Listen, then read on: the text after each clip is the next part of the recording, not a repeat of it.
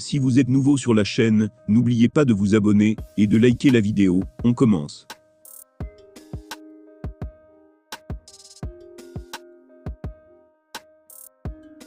Attendu depuis près de 3 ans, dans l'octogone de l'UFC, Jon Jones y effectuera son grand retour face à Ciryl Gane, le 4 mars prochain. L'Américain a d'ailleurs lancé les hostilités avant ce rendez-vous, avec un aveu pas vraiment flatteur pour bon gamin.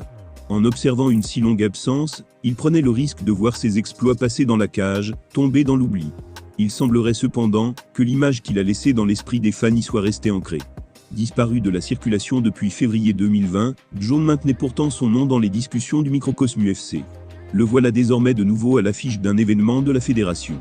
Parti en tant que champion invaincu des poids mi-lourds, Jones s'apprête à découvrir la division supérieure en mars prochain. Star du main event de l'UFC 285, il y affrontera Ciryl Gane pour s'emparer de la ceinture des moins de 120 kg. À quelques semaines de ce retour à la compétition, le voilà donc qui retrouve petit à petit ses vieilles habitudes, dont celle de trash-talker son futur adversaire.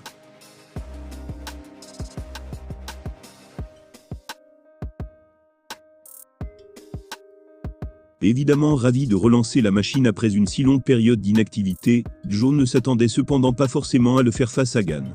En effet, il a longtemps été question pour lui d'un choc face à Francis Ngannou, dont le récent départ de l'UFC ne l'a pas laissé indifférent. Ainsi, dans une récente interview pour MMA Underground, il avoue ne pas débarquer avec la même envie que s'il avait dû défier le Predator. Il a déclaré, je cite, « Ce n'est pas la même chose, c'est vrai. J'estime que Francis est le combattant le plus intimidant des deux. Du point de vue américain, je trouve qu'il est plus connu ici. Francis représente ce grand homme intimidant et terrifiant, alors que Ciryl reste relativement peu connu. Évidemment, Francis a la ceinture, donc la lui enlever aurait été bien. Là, ça va être un combat totalement différent sur le plan stylistique. De plus en plus reconnu et craint sur le circuit, Gane ne possède toujours pas une aura digne de celle qui pouvait entourer Ngannou.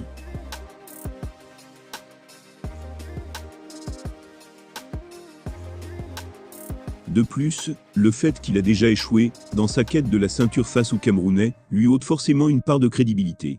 Ceci étant dit, Johnny n'en reste pas moins méfiant à son égard et sait que sa panoplie de combattants fait de lui un grand danger sur sa route. Il a continué en ajoutant « J'ai beaucoup étudié Ciryl, surtout son combat contre Francis Ngannou. J'étais intrigué à l'idée de voir comment Francis allait se comporter face à un gaucher. Ciryl s'est vraiment bien débrouillé dans ce combat. Je l'ai vu énormément de fois, et j'ai scruté ses attaques. Maintenant, je l'observe plus dans sa globalité.